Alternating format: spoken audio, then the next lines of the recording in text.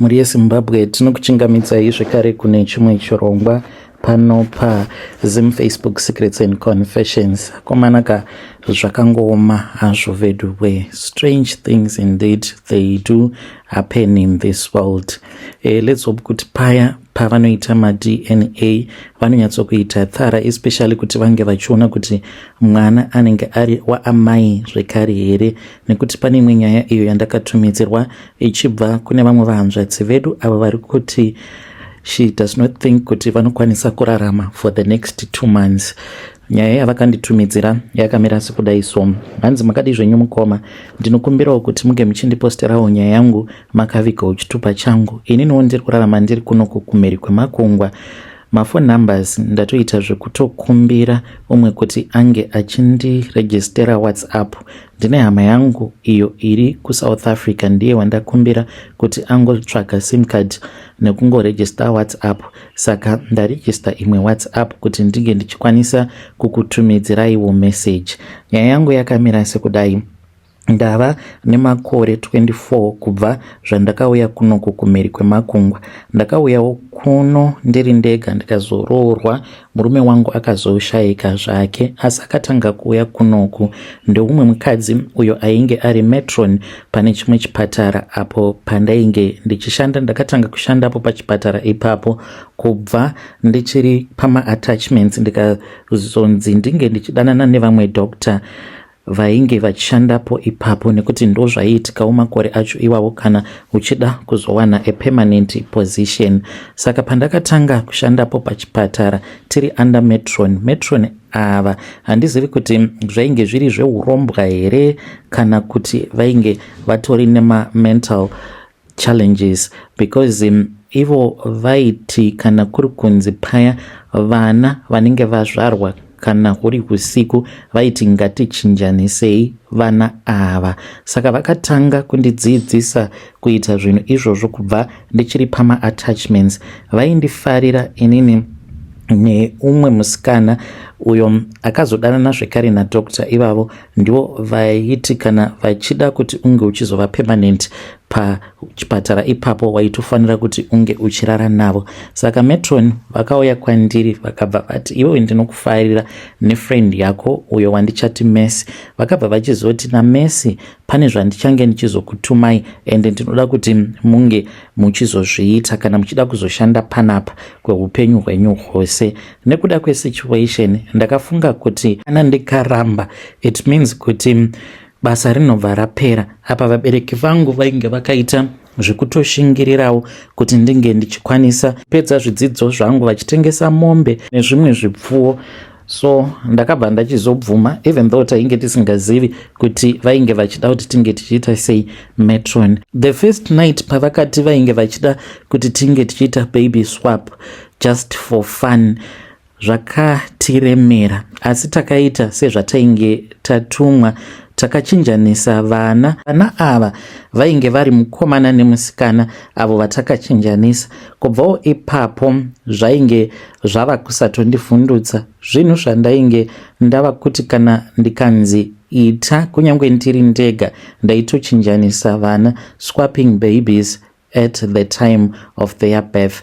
Zvinhu izvi takazviita kwemakore akawanda mukomanashi, zvekuti it was like my second instinct. Dzimwe nguva ndaikwanisa kutoti kunyange ndisina kutumwa ndaizotorangarira kana mukadzi iyeye uyo anenge abva mukubetserwa mwana, kana ndikamunzwira tsitsi ndipo pandaizouya kwaari ndobva ndati ndaita mistake.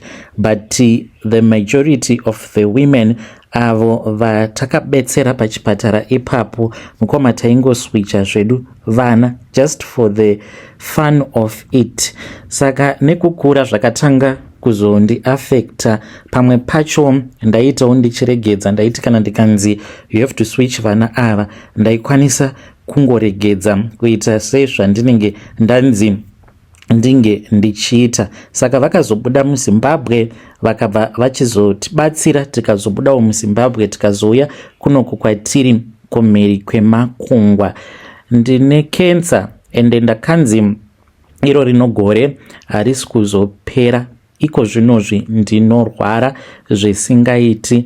Ndakabatwa cancer. This was 7 years ago. So I've been surviving and fighting this cancer battle for the last almost 7 years now. Ndakanzi handipedze rino gore. Hey, vedare ndo message iyo yandakatumidzirwa ichibva kuna vanzvadzi vedu. Zvakangooma hazvo vedu we. Strange things indeed they do happen in this world. Yo. Pakaipa. Let us try to speak with our dear sister in the comment section. Hanzi ndine cancer ndakapiwa 2 months zvaizvezvi. Hanzi 2 months hadzisi kuzodarika. Hanzi ndiri kurwara zvisingaiti. Hanzi I'm really sick.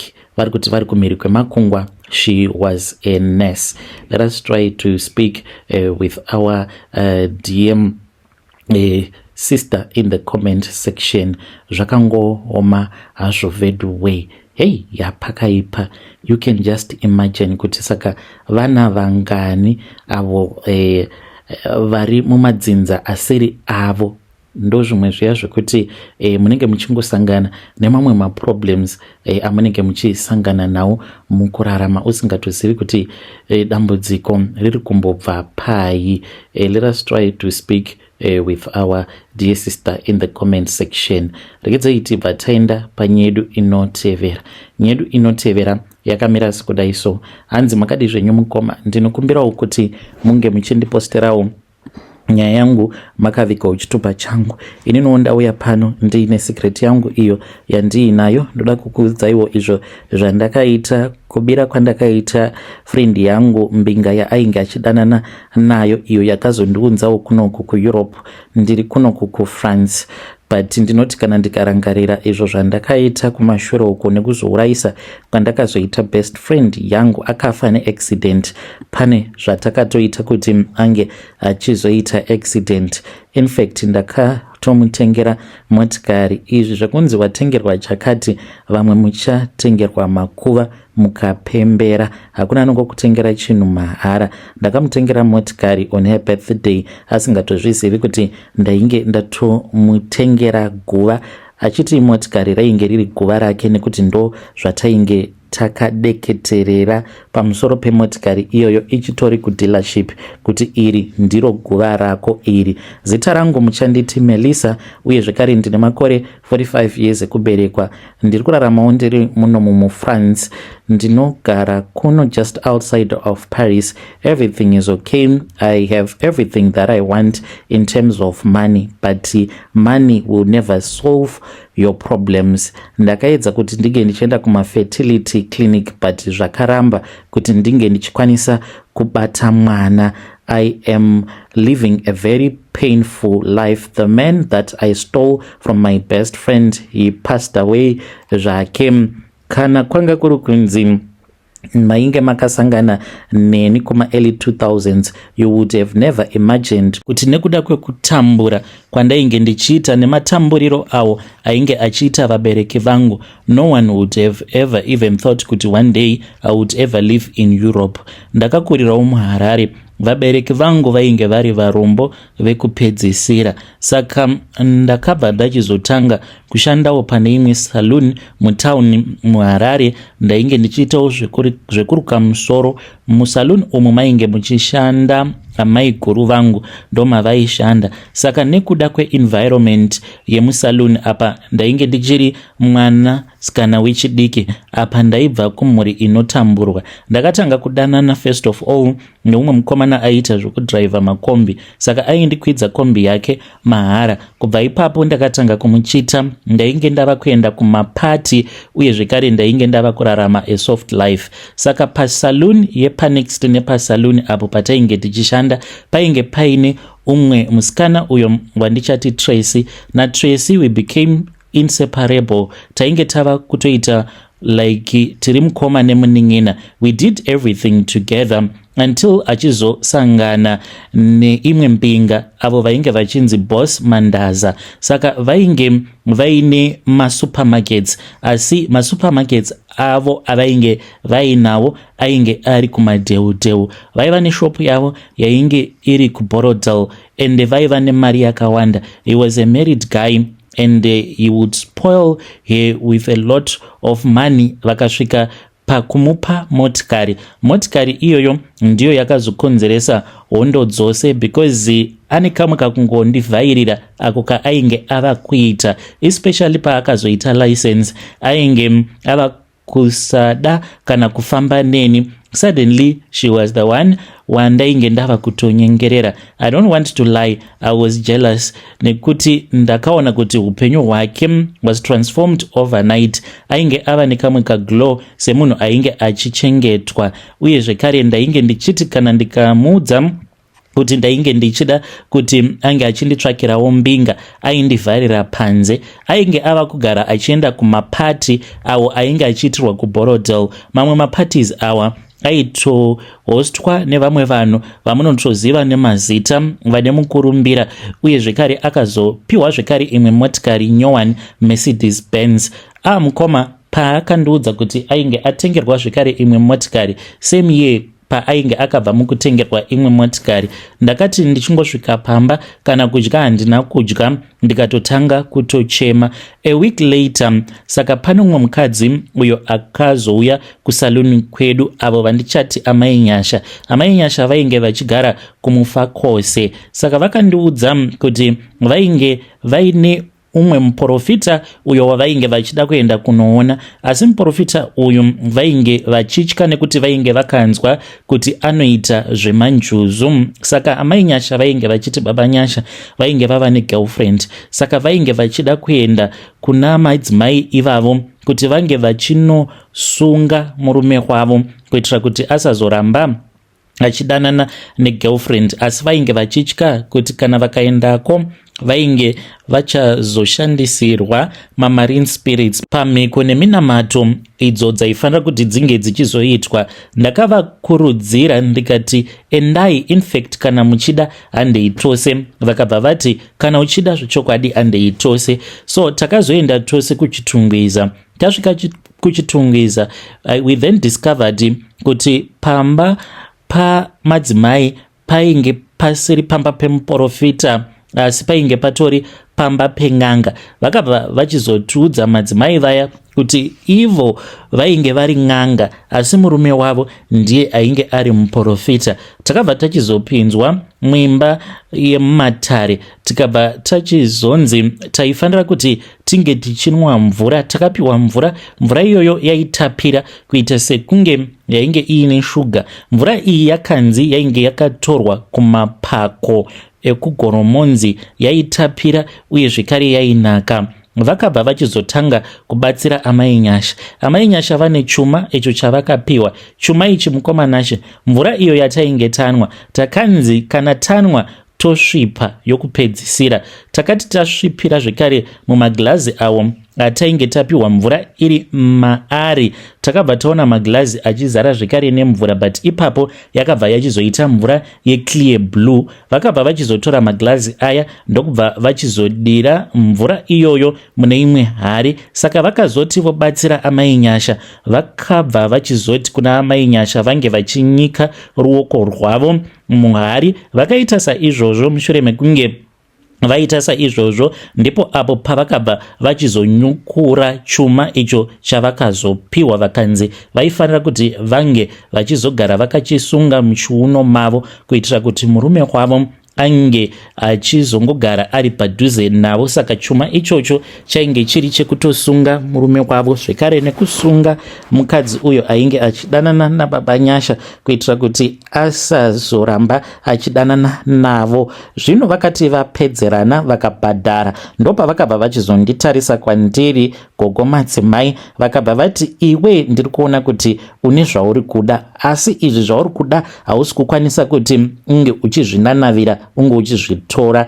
Ndakabva ndati ini zvipi? Vakanditi ndinoziva zvose zviri mumwoyo mako. Vakabva vachizonditi Tracy zvose zvaainazvo handiti unoda kuti zvinge zvichizova zvako. Ndakavhunduka ndikati Tracy munomuzivira kupi? Vakaseka zvavo. Ndopa vakabva vachizosimuka vakazotora rimwe glass iri rainge riine design yainge yakanaka. Mukati meglass mainge muine mvura yemugungwa yainge ichifamba muglass imomo. Vakabva vachizonditi uyu Tracy uyu haisi shamwari yako here? Ndikati hongu ndiye, ishamwari yangu. Vakabva vanditi zvose zvakavanzika zviri mumwoyo mako ndinokwanisa kutozviona paglass ipapapa nekutoratidzwa nana Manjuzu. Plus vana Manjuzu vari kuti vanokuda nekuda kwekuti ropa rako iwewe iropa rekumvura. Vana amai vako vaita zvekumvura, iwe unofanira kuti unge uchiita zveManjuzu kana uchida kuti unge uchizobudirira. Saka vakabva vachizondikudza kuti kana ndainge ndichida kuzoraramawo upenyu uhwo hwainge huchiraramiwa naTracy, ndaifanira kuti ndinge ndichizoenda kumba kwake. Kana ndaenda kumba kwake, vakanditi ndaifanira kuti ndinge ndichizoba chipfeko chake chemukati, ndaifanira kuzoba kamu uye zvekare kana nelipstick kana ring kana earring. Ndakazoenda kumba kwake. Ndaenda kumba kwake akatongondivhairira, asi mukomana ndakaita sekunge munhu ari kutongonyengererawo friendship. Saka arara ndopa ndakamuka ndikatora chipfeko chake chemukati ndokubva ndachizoba neimwe kamu yandaiziva kuti ainge ava kusachaishandisa, uye zvekare ndaida kuba ring, asi ndakazogumisidzira ndaba iri necklace. Ndokubva ndachizoenda kuchitungwiza. Ndasvikako ndakapiwa mvura zvekare, ndikabva ndachizonzi zvinhu izvozvo ndinge ndichizozviisa muhari. Mushure mekunge ndaita saizvozvo, mukomana ndakanzi ndaifanira kuti ndinge ndichingoramba ndichingomunyengerera Tracy, ndichingoramba ndiri padhuze naye kuitira kuti ndinge ndichizoonekwa nembinga yake. 3 weeks later, mukoma Boss Mandaza one day vakati vainge vachida kuenda neni kuBrai. Brai iyi yakaitirwa kuMarlborough. Vakanditi ndainge ndisingafaniri kuti ndinge ndichizoudza Tracy. Vakabva vachizonditi udilite mafone numbers angu. Vakauya vakanditora kusaluni neimwe motikari yainge ine matinted glasses. Ndokubva tachizoenda kuMarlborough vakanondiintroducer kune mamwe mafriends avo. Saka takabva tachizoenda tikanorara kune rimwe flat kuAvondale. Ipapo ndokutotanga kutodanana kwedu kwatakaita. Kubva ipapo mukoma ndainge ndava neimwe ring iyi zvandaiita ndaiti kana Boss Mandaza vapedza kurara neni, ndaiti paya pavanenge varara ziya ravanenge vabuda kana vadikitira, dzimwe nguva ndaitoita kutotsvaka kuti ndingariwana kupi ziya pamuviri pavo. Ndaiti kana ndikaona kuti vanenge vakarara ndaitovasimudza kana ruoko muhapwa umu ndainge ndisingazorishaye ziya. Ndobva ndatanga kukwiza chigunwe changu icho chandinenge ndapfekedza ring. Ndichikwiza kudaro ndainge ndakaudzwa kuti ziya raBoss Mandaza raifanira kuti ringe richizogumana nering. Ndaiti kana ndapedza kuita saizvozvo ndaitanga kuitenderedza ndichiitenderedza pachigunwe pangu. Saka uko kwainge kuri kubata pfungwa dzavo. Ndakazovaudza kuti ndainge ndisingachadi kugara muZimbabwe. Vakabva vachizonditi it is okay. Vakabva vachizondiitira a big all white party iyo yavakandiitira kuRainbow Towers.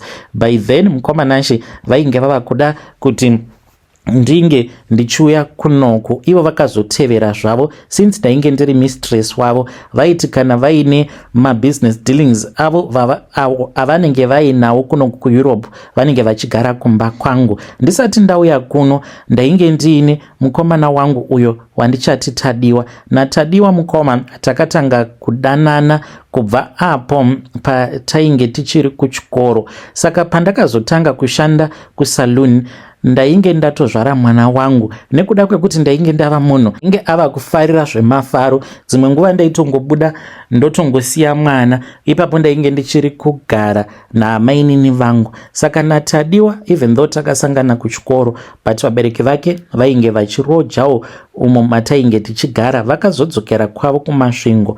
Nekwainge achibva ndainge ndisingakuzivi kumasvingo, saka ndakazoti ndaona kuti mwana ari kundikanganisa, ndipo pandakabva ndachizoenda pabasa apo painge pachishanda Tadiwa mumasvingo, ndikanomudhampira mwana because ndakazvara mwana mukomana naTadiwa. Saka ndikadzokera hangu kuHarare, ndainge ndichitonakidzwa nesingle life, uye zvekare ndainge ndisingachadi kuti ndinge ndichinzi ndine mwana because boss Mandaza vainge vasingatozvizivi kuti ndainge ndiine mwana. Ndakazouya kunoku kumhiri kwemakungwa. Tauya kuno kumhiri kwemakungwa ndopandakazourayisa best friend yangu mushure mekunge azviziva. Ndakamuti sorry, ndikamutengera motikari. Tainge tava kudanana naboss Mandaza tiri vaviri, vachiti vainge vachida kuzoita vakadzi vatatu, vakati munofanira kuti munge muchitamba muse muchijairirana. So on her birthday ndakamutengera motikari, asi motikari iyi tainge takatoiitira mhiko. Yakaitirwa mhiko pasi pegungwa, asi payakaitirwa mhiko ndainge ndisipo pasi pegungwa, ndina kumbogara ndakaenda pasi pegungwa. Ndokuuraya uko kwandakaita best friend yangu. Tadiwa nemwana wangu handizivi kuti vachiri vapenyu here kana kuti kwete. Pandakambodzokera kuZimbabwe ndakamboedza kumutsvaka, asi ndakangonzwa zvichinzi ainge aenda kuSouth Africa, ende kwavo kwavanobva kumasvingo handikuzivi. Hey, vedari ndo message iyo yandakatumidzirwa ichibva kuna vanzvadzi vedu. Zvakangooma hazvo vedu we. Strange things indeed they do happen in this world. Let us try to speak with our dear sister in the comment section. Hanzi chandava kuda ndikudawo kuita umwe mwana, but hanzi zviri kuramba. Ya, pakaipa.